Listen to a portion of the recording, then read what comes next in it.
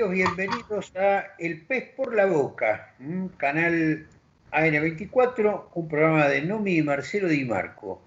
Gracias por los comentarios, gracias a vos, Nomita, por estar ahí tan lejana y tan cercana al mismo tiempo. Pero qué sistema tan cómodo este que encontramos para poder comunicarnos entre nosotros, debido a la cuarentena. No, tan infectados no estamos, sobre todo con nuestra querida audiencia.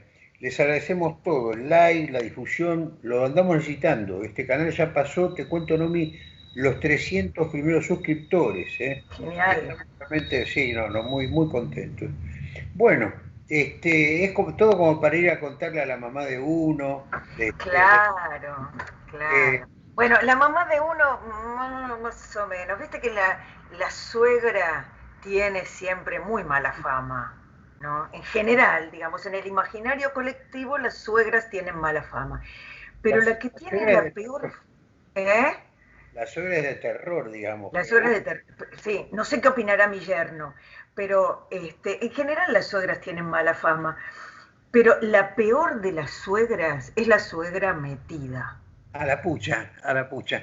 Me parece que ¿O sé no? para dónde está yendo. Sí, no, terrible. La Claro, mía, esa que viene y dice, sí, sí, tipo así que te dice, ¿qué color de cortinas van acá? ¿A dónde tenés que llevar a los chicos?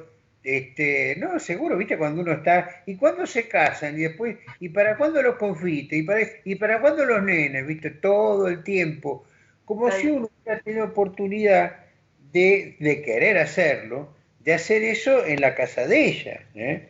Pero bueno, ¿qué vas a hacer? Hay veces que es incontrolable. Hay suegras que son incontenibles, no se pueden controlar, incontenible. no se pueden contener. ¿Y por qué vengo a esto? Porque a esto me hizo acordar este tuit. Mira, A la pucha. tengo acá dos tuits bien suegrísticos, ¿sí? ahora, ahora extendemos perfectamente lo de la Bien, suegra metida. Ay, claro. ay. Hay una Mira, suegra, suegra y suegro. suegro, tal cual. Suegrita, ¿cómo le va? Para que Ma- no lo sepa, es el embajador de Inglaterra, digamos, acá en Argentina, ¿no? Ajá, exactamente. Un El tipo embajador de Inglaterra en la Argentina que dice, el nazismo fue el mayor mal del siglo XX, condujo al holocausto, la muerte de millones de inocentes. No debemos conmemorar a nadie que participó en este terrible episodio.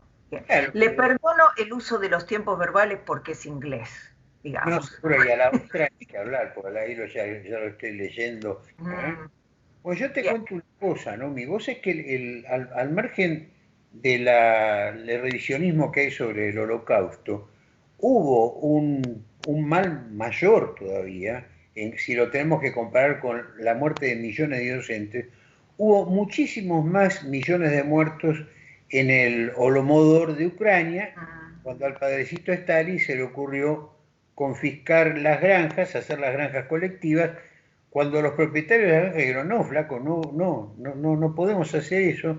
¿Y qué hizo el padrecito Stalin? Cerró toda la frontera de Ucrania y los mató de hambre literalmente. ¿Eh? Terrible. Primero mandaba gentes que iban a cepillarse, granjero tras granjero. Como las balas ya le estaban saliendo bastante caras, se le ocurrió agarrar y decir, bueno, cerramos la frontera y se mueran de hambre y listo el pollo. Y así fue, así fue. La gente se moría en la calle, se caían de hambre, lo que se conoce en la historia como el Holodomor o el Holomodor. Son dos maneras distintas Ah, mira. de decir lo mismo, que significa hambre impuesta. Eso es lo que significa. Acá sí que hubo muchos más millones todavía. Y vos sabés que bromeando, porque esta gente es así de chistosa, Churchill, cuando se encontró con su aliado Stalin, le dijo, ¿y cómo fue que fueron? ¿7 o 10? Y creo que 7, le contestó el otro, ¿viste? Como diciendo, no me importa un pito, 3 millones más, 3 millones menos, ¿viste? Terrible. Así que bueno, ahí tenemos que el nazismo fue el mayor mal del siglo XX. Bueno, eso es Bueno, discutible, ¿no? bueno, pero Hay gente mucho que contabiliza mucho más muertos, el marxismo-leninismo se contabilizan unos 100 millones de muertos en toda la historia de la humanidad. Pero dejémosla pasar, sí, concentrémonos está en lo bien. importante. Muy bien. Ahora, la cuestión es esta. ¿Por qué habla este señor de conmemorar a alguien que participó en el Holocausto? ¿De qué Ajá. está hablando? Y Está debe, hablando de la supuesta aparición la supuesta conmemoración del doctor Ramón Carrillo en los billetes, en los supuestos billetes de 5.000 pesos que supuestamente va a sacar el gobierno. Es bueno, decir, Carrillo, algo de razón debe tener este señor. Si es embajador de una potencia internacional como es Inglaterra, alguna razón debe tener. Está por encima tal vez de autoridad, mirá lo que voy a hacer yo compartiendo la pantalla, mm, de Infobae. Fuerte rechazo del centro Simón Wiesenthal a la imagen de un admirador de Hitler. Ojo, ojo al piojo. Nosotros ya sabemos cómo terminó esta historia con Carrillo y con el descendiente de Carrillo, con el valiente nieto de Carrillo. Pero ya Infobae da por sentado que Carrillo fue un admirador de Hitler. Se quedaron un poco más cortos que el que mostraste vos, que decía el embajador directamente decía participó en el holocausto. Es de terror, es de terror. Contame, Nomita, ¿por qué se le dice a este tipo que es un admirador de Hitler y yo lo tenía por un médico que fundó en la época de Perón cientos de hospitales públicos, que fue el primer exactamente. ministro de salud de la Ujú, Argentina, porque antes no existía ese cargo. ujú. Vos que Perón le dijo, pero tenemos, digamos, contamos a las vacas, tenemos un ministerio para vacas y no tenemos un ministerio para la salud de la gente. Pero era nazi entonces, un experto en neurología, que participó del holocausto, que dice que mató gente. ¿Qué, Mira, qué hizo este hombre para no poder figurar en un billete? Mira, esto era lo que vos decías, sí, fue ministro de Salud de Perón en los dos gobiernos. Después con la Revolución Libertadora tuvo que huir del país y se Fue refugió raro. en Brasil, pero aún refugiado en Brasil daba clases en Estados Unidos, por ejemplo, ¿no? Daba clases en universidades de Brasil y de Estados Unidos. Y, o sea, era una eminencia y además verdaderamente hizo una obra impresionante desde el punto de vista de la salud pública en la Argentina. Y esto no lo digo yo, lo dice un historiador israelí. Ahora te comparto yo la pantalla. Creo que será un nieto o bisnieto de alguna víctima de este carnicero de Santiago del Estero, el No, no, carnicero santiagueño don Ramón Carrillo, debe haber sido un sucesor. A ver, mostrame la no, pantalla. ahora te muestro, mira, se llama Rahanan Rein, hoy en día es, como lo dice aquí, página 12, es el vicepresidente de la Universidad de Tel Aviv, Ah, es especializado en historia argentina, especialmente la del peronismo. Tiene un par de libros llamados Los muchachos peronistas judíos y Los muchachos peronistas árabes, que alguna vez me ah, gustaría leerlos. hay una franja que se llaman putos peronistas. Ahora también hay judíos peronistas y árabes peronistas. Está bueno. Está bueno. Vamos a investigarlo eso. Y también es miembro de la Academia Argentina de Historia, es decir, que es una eminencia en historia latinoamericana y especialmente en historia argentina y especialmente en historia del peronismo. Y lo que este señor Rein dice, bueno, cuenta la historia de un judío que llegó de Odessa, Salomón Chichilnitsky, que llegó de Odessa con su familia, era médico y así conoció a Carrillo, le salvó la vida, lo conoció, lo atendió como paciente Ajá. y a partir de ahí, dice, ambos colegas, paciente y terapeuta, trabaron una sólida amistad, ¿sí? Y Chichilnitsky se transformó en un estrecho colaborador del Ministerio de Salud. Y la amistad duró toda la vida. Incluso Chichilnitsky le enviaba dinero a Carrillo cuando Carrillo estaba en la mala por No, pero exiliado, ¿no? estaba en la mala mala. En Sí, Brasil, muerto de hambre, solamente le alcanzaba para subsistir. sí. Porque Carrillo tuvo un problema con el vicepresidente Teixeira. en aquel momento, le hicieron una zancadilla, y se tuvo que ir del gobierno de Perón. Oh. Pero acá, digamos, tenemos la madre del borrego. ¿Por qué la gente, digamos, está de la comunidad británica, la comunidad judía, por qué se han puesto de acuerdo para decir que Carrillo no tiene que estar en los billetes? ¿Qué fue lo que motivó todo esto? Bien, acá lo que dice Rein, ¿de dónde surgió esta acusación contra Carrillo como admirador del Führer? Y dice, ante todo por la misma lógica que hace que si Perón estaba en Italia en tiempos de Mussolini, entonces necesariamente se convirtió en fascista. ¿Sí? O sea que yo, si de repente estoy con el Capital de Marx, lo tengo en la mano, y Sí, la gente está leyendo, quiere decir que soy marxista por tal eso. cual, tal Ah, cual.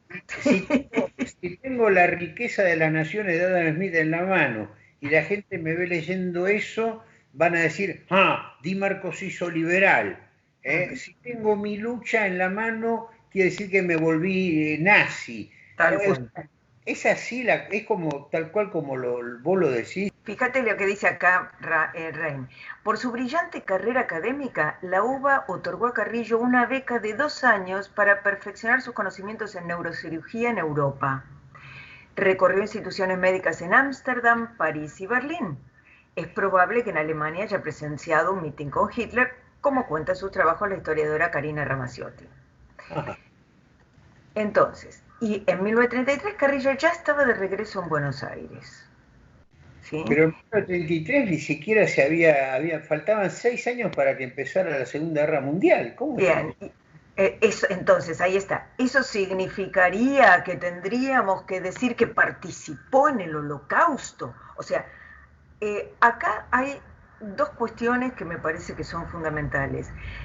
La primera es no informarse fehacientemente antes de hablar. ¿Sí? Es una falta muy grave de prudencia y especialmente es una falta muy grave de prudencia tratándose de estos suegros de los que yo hablaba, el embajador inglés y la embajadora israelí. O sea, nos agarraron en estéreo acá. Cuando decimos nunca más, refiriendo al holocausto, dice la embajadora de Israel, no hace sentido, bueno, ahora que digo, pues no tiene sentido conmemorar a alguien que por lo menos fue un simpatizante de esta ideología. Lo traduzco al castellano, quien diga. Ahora, ¿cuál es el tema? Todo esto se basó, como dice este historiador judío, se basó en que él estaba de viaje y de repente fue de paso, oyó o estaba en Alemania y se habrá admirado precisamente de los logros económicos que en ese momento estaba teniendo Alemania, ¿no? O de los logros científicos, porque él había ido a estudiar y a perfeccionarse en su especialidad. Reina habla también de otras cuestiones que son interesantes acá. Dice, hay 3 razones adicionales para esta acusación contra Carrillo. Y es necesario contextualizarlas para no caer en un anacronismo o en un intento de imponer ideas y conceptos de principios del siglo XXI a las posiciones de figuras públicas del pasado. Aquí me parece que hay otro de los errores, digamos, que cometieron nuestros suegros, ¿sí? Por ejemplo, Carrillo apoyó la neutralidad de Argentina en la Segunda Guerra Mundial, pero esta posición la compartía aparentemente la mayoría de los argentinos.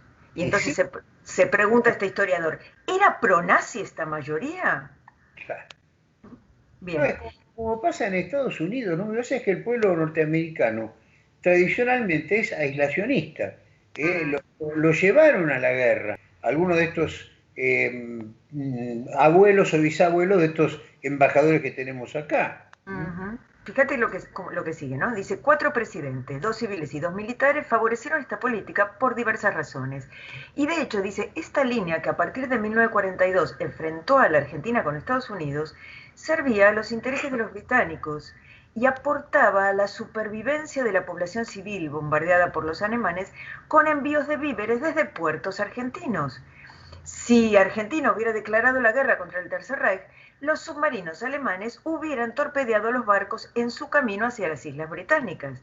Claro, claro, seguro. Y hubiera sido un flor de negocio para Argentina, ¿no?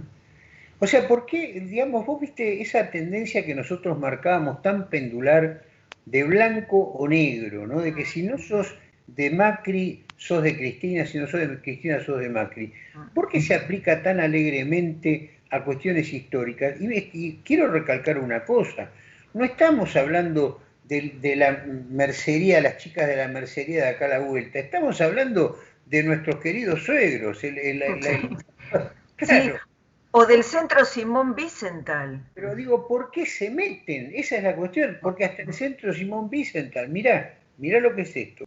Fuerte rechazo del centro Simón Wiesenthal a la imagen de un admirador de Hitler en los billetes de pesos 1000. Yo digo, la gente de Infobae, como te decía al principio, harán, digamos, algún mea culpa respecto de esto, porque es muy fuerte. Decir a una persona, a lo mejor el tipo, ojo, estaba en todo su derecho de ser admirador de Hitler. Sí, claro.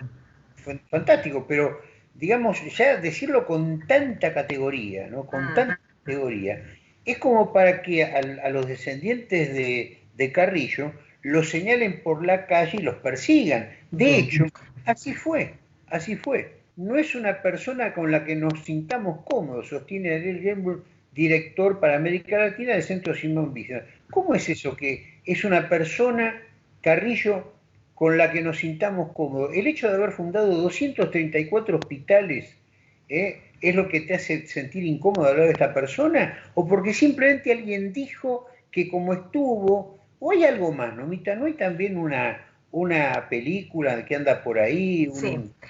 Sí, ahora te comparto pantalla yo, ¿sí? Sí, sí, Porque te quiero mostrar algo. dale. Mira, hay dos nietos de Carrillo que salieron al cruce inmediatamente de esta cuestión, y acá en la nota de Infobae Facundo Carrillo dice: esperemos que se termine este debate insólito y dejen a nuestro abuelo en paz. Y la cuestión es que uno de los primeros que saltó en contra de la imagen de Carrillo fue el presidente honorario del Museo del Holocausto, Claudia Bruch, que había sido funcionario en el gobierno anterior y que conocía además a Facundo Carrillo, uno de los nietos, ¿no? Y Claudia Bruch tuvo por lo menos un gesto digno, digamos, de pedir disculpas a la familia, porque dice que, bueno, explica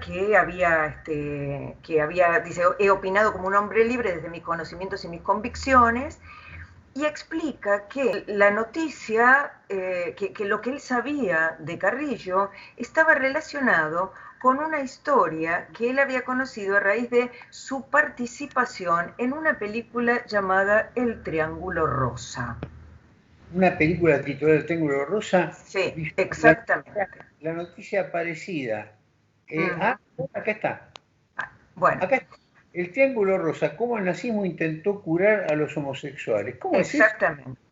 Esto es un documental que se presentó en 2014, un documental de 1 hora aproximadamente, que se llama así: El Triángulo Rosa y la cura nazi para la homosexualidad. Y acá tenemos un artículo de este periodista Raúl Arcomano de Misiones Online.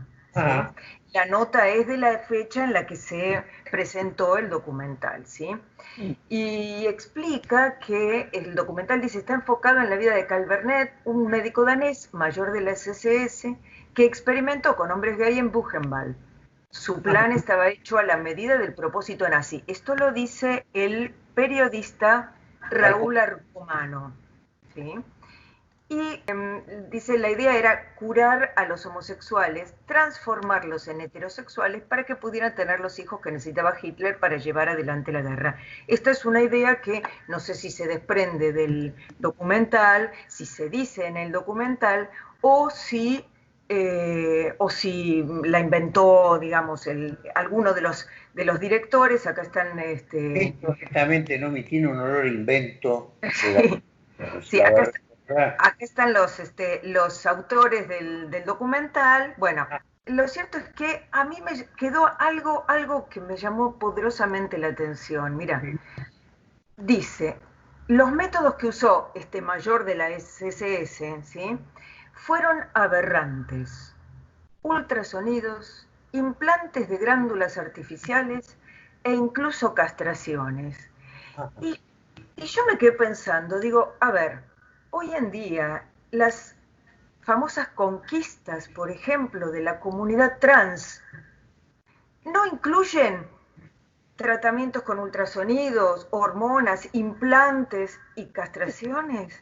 O sea que Yo no, estamos rodeados de científicos nazis locos, digamos, bien de Hollywood, impresionante. la Tenés verdad, toda la razón. O sea, este tipo fue un precursor claro, para la comunidad LGT y no sé cuánto. Este tipo vendría a ser un prócer, una especie de precursor. O sea, ¿y Carrillo qué tiene que ver con todo esto, digo yo? que parece que Carrillo lo hizo, lo contrató a este investigador para algún cargo o algún trabajo en el Ministerio de Salud cuando él estaba en 1947 a cargo del Ministerio de Salud. Ahora, lo interesante también, y esto también lo dice el historiador israelí Rein, es que es posible que sí, que él haya venido y lo haya curado, dice, pero eh, que haya trabajado que lo haya contratado Carrillo a este danés. Pero la verdad es que, dice Rein, había tantos científicos alemanes tan valiosos, el mundo se los disputaba. Esto lo cuenta Pedro Varela con Von Braun, que es bien sabido por todo el mundo. Los yanquis se lo llevaron a Von Braun para su proyecto de cohetería, su proyecto espacial. Claro, claro. Dice, ¿ves? Hay que tener en cuenta que el esfuerzo por reclutar científicos terminada la contienda fue común a muchos países y en este caso quizás ha influenciado la pertenencia de Carrillo a la Escuela de Neurobiología Germano-Argentina. O Así sea, que, Germano, ya de por sí Germano ya es digno de toda sospecha. Yo me acuerdo Calamaro cuando le hablaban del rock nacional y algo así, del rock, algo de nacional era, pero las palabras de él fueron, viste, mira, a mí todo lo que empiece con nazi, viste, estamos hablando de nacional, ¿no? Pero bueno, así es el mismo tipo que dijo qué linda noche para fumarnos un porrito, ¿no? Y bueno, así estamos, están en manos de esta gente, están los medios. y ya vemos cómo se manejan los medios y las cosas que dicen, las cosas que se desdicen, o las cosas que no dicen. Ya te digo, Claudio Abruj fue el único que se retractó hidalgamente, digamos, ¿no? Con una carta pública y todo, pide disculpas a la familia de Carrillo y explica el origen de su malentendido, digamos. Pero hay otros que, No, para nada, para nada. para nada. Sobre todo esta gente. Fíjate lo que pone acá Calqui, que me parece muy, pero muy interesante. Está en la línea nuestra también, ¿eh? Del hecho de... A ver dónde está. Te decía, está en la línea nuestra con el tema de los suegros metidos. Dice, ¿qué Claro. tiene que meterse esta entidad extranjera y antinacional enferma de odio? Se refiere al fuerte rechazo del centro Simón Wiesenthal, Sí. esos que sentían incomodidad. ¿Estuviste viendo un poquito la genealogía de la palabra incomodidad? Ah, sí, sí, muy divertida. Decía, nos hace sentir incómodos o no nos hace sentir cómodos, ¿no? Entonces, cómodo significa conveniente, oportuno, fácil. Eh, También significa amante de la comodidad del regalo. También significa está relacionado con la utilidad y el provecho, ¿ves? La comodidad es la cualidad de cómodo, la utilidad, el interés, la ventaja, la oportunidad. Yo no sé qué clase de comodidades están buscando los del Centro Simón Bueno, Wiesenthal. aparte la gente progre siempre te dice hay que salir de la zona de confort y bueno, Además, además, bueno, señores del Centro Simón Wiesenthal, salgan de la zona de confort, por favor. ¿qué tiene que meterse esta entidad extranjera y antinacional, enferma de odio, con el doctor Ramón Carrillo, padre del sanitarismo argentino y extraordinario ministro de Salud Pública de la Nación? Ya nos tienen hartos. Sí que, o sea, la idea es esa, estos suegros nuestros, ¿qué se tienen que meter? ¿Qué tienen que andar fijoneando en qué ponemos nosotros en nuestros billetes o qué dejamos de poner? Mira, ojalá que lo pongan a Carrillo, porque así la gente puede investigar un poco en algo que no suele investigar, que es en el pasado argentino y en las glorias del pasado argentino. Y que reconozcan que una persona, solamente por el hecho de decir apareció en una película, decimos lo sabemos por una película, Sí. es lo mismo que tratar de aprender historia de la guerra de independencia norteamericana viendo la película El Patriota, de Emmerich Por ejemplo. con Mel Gibson. ¿Por qué? La película es sumamente apasionante, es muy divertida, pero no puedes aprender historia en una película de ficción. Esto más o menos decían que era un documental, pero Claro. andás a ver qué asidero tiene todo esto, ¿no? Ahora yo me pregunto, esta gente que se ha metido tanto, porque uno de los suegros al final termina, son los padres de la mujer de uno, son los padres del esposo de una. Les perdonamos eso, ¿no? ¿Vos qué te parece? ¿Qué hay que hacer con estos dos suegritos que están acá? ¿Se arrepentirán de lo que dijeron? Porque yo sé que este muchachito fue a la ADAIA, creo, ¿no? Sí, sí, ¿Sí? fue a la DAIA y la DAIA desestimó todo tipo acá está la nota, dio por terminada la polémica en torno al exministro Juan Perón, pero Facundo Carrillo tuvo que ir a mostrarle a la DAIA los documentos que tenía, por ejemplo, esta placa que le regaló el ministro de Salud de Israel en 1954 a Ramón Carrillo. En el 54, o sea, estaba bien, bien cercano el tema. Quiere decir que no tuvo que pasar, digamos, mucho, mucho tiempo para que este hombre no tuviera ningún cargo que hacerle a Ramón Carrillo. Eso está en hebreo a la derecha. Esto está en hebreo, sí, y en español a la izquierda, sí. Y dice a Ramón Carrillo, ministro de la Salud Pública, República Argentina, un pequeño recuerdo del ministro de la Salud Pública del Estado de Israel, Joseph Serling, o Serlin, no sé cómo se pronunciará, Sí. Jerusalén, 3 del 5 de 1954. A la pucha. Bueno, entonces está exculpado de culpa y cargo, está absolutamente indemne, ha salido del honor de Carrillo. Pensemos más, muchachos, en su obra de patriota argentino. Este santiagueño que salió de la nada, era hijo de una familia, eran 11 hermanos, y saliendo de la nada llegó a poner banderitas argentinas en varias partes del mundo. Una de ellas, desgraciadamente para su memoria, como para ser pasto de su memoria, desgraciadamente en la Alemania del hombre más malo del mundo, que en ese momento había llevado a la nación alemana. ¿Qué hubiera pasado, por ejemplo, Nomi, si este hombre hubiera caído en la República de Weimar, por ejemplo? ¿Qué le hubieran dicho? Nada. No sé, no sé, no Bueno, sé. entonces, esperemos a ver cómo sigue la historia, a ver si esta gente se disculpa, ¿no? Porque realmente nobleza obliga, ya que Claro, el espíritu del carácter inglés es tan caballeresco, se les pide, digamos, de alguna manera que se disculpen con toda la sociedad argentina. Y sobre todo, ¿sabes qué, Nomi? Que la embajadora se disculpe con su gente. Porque hay un montón de judíos que no son sionistas. ¿Me explico? Y que este tipo de declaraciones apoyadas en lo que se dijo, ¿eh? claro. No le hacen bien de ninguna manera A nadie. a la comunidad hebrea, ni a los argentinos ni a los judíos justos. ¿Ok? ¿Estamos de acuerdo? Tal cual. Tal cual. Bueno, Bueno, les quiero contar una cosa. Hoy estamos grabando miércoles, salimos el jueves. Mañana viernes, viernes que sería 22 sí, bueno, el 22 de mayo, viernes, como estreno, una nota, justamente una nota sobre este mismo tema, pero encarado de otra manera por Pablo Souto. No se lo pierdan. Después cuando aparezca el programa, les dejamos en la pantalla final, les dejamos la posibilidad de hacer clic y entrar a ese programa que no me ha visto antes de que aparezca y está realmente muy, pero bueno. justamente lo vimos para que no pisarnos con las informaciones. Así que como pasó con la entrevista con Alejandro Biondini, primera y segunda parte. Así vendría a ser un poco la cosa. Bueno, muchachos, nos seguimos viendo, si Dios quiere, en esto que es el pez por la boca. Nomi, te pasaste con la investigación.